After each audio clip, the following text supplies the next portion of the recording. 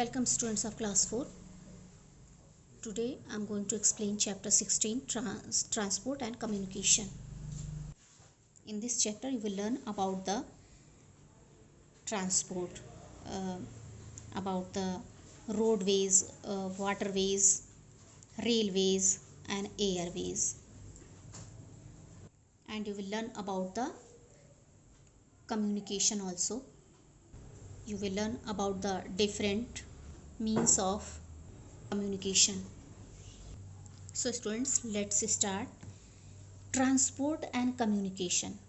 Two words are given here. Transport means taking goods or people from one place to another, means carrying people or goods from one place to another.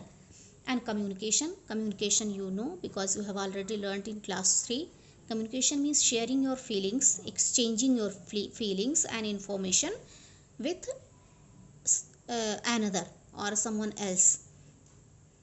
So transport and communication you are going to read. Earlier, man travelled on foot and carried loads on domesticated animals.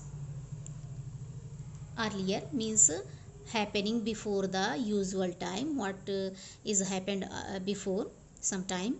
So before sometimes, man means people travelled on foot. They were travelling on foot because there were no vehicles, and carried loads on domesticated animals. As there were no vehicles, so they were carrying loads on their animals which were pet, which were domesticated.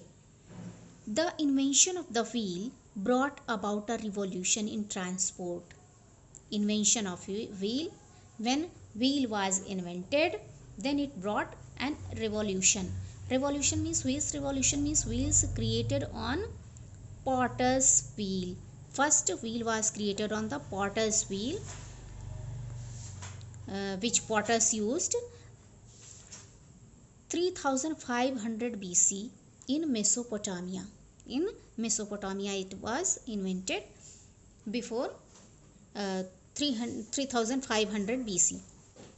Today most vehicles are engine powered, and nowadays most of the vehicles are engine powered. They are pulled by the engine, they are pulled by motor and can travel further and faster, and they can travel further and faster. Further means very far, and they can travel very fast. They also transport our heavy loads with ease. They can transport our heavy loads which cannot be carried by the people and the animals with ease, very easily. Engine powered vehicles use petrol, diesel or electricity as a fuel to move. Fuel means material used to produce heat or power.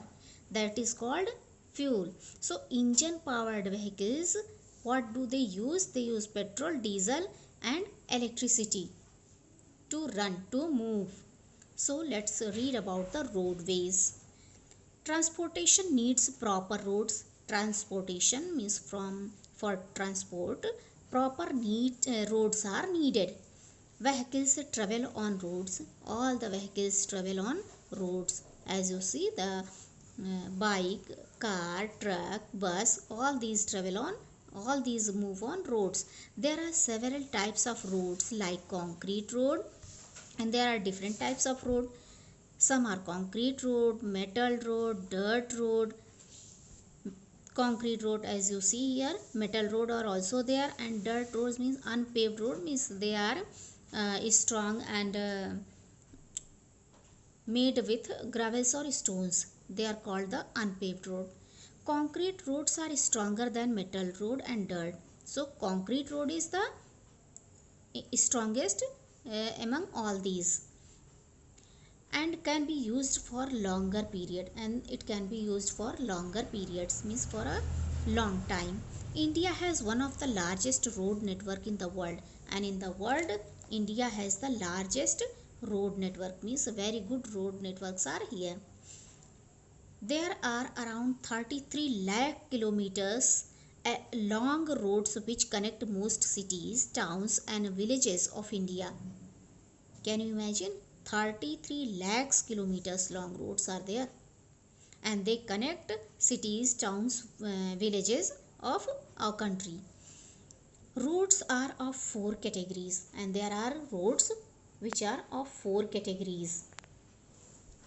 They are national highways, state highways, district roads and rural roads. These are four categories of the roads. So let's learn about the national highways. National highways. The national highways are the primary long distance roadways. This is the primary long distance roadways. India has a well developed network of national highways, and there is developed network in our country of national highways. Means it is very developed, connecting all the major cities. All the main cities are connected with the national highways, and state capitals are also connected with it. Highways form the economic backbone of the country. Economic backbone means as you can say that roads are the arteries through which economy pulses. Means the roads are very important, so they form the economic backbone of India, of our country. Highways have facilitated development along the route, and many towns have come up along major highways. Highways have facilitated means to make something easier, means they have made easier development along the route, and many towns they have made easy all the routes, and many towns they have come up along major highways. So they have come up along the main highways. In recent years, construction has commenced on a nationwide system of multi-lane highways, including the Golden Quadrilateral expressways, which link the largest cities in India. Route means a way from one place to another, and commenced means to start or begin.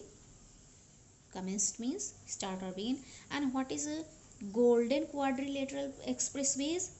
It is a national highway which connect major cities. This highway connects major cities of our country, which link the largest cities in India. So largest cities are connected with this in our country India. One of our oldest national highways is Grand Trunk Road. That is Grand Trunk Road, GT Road.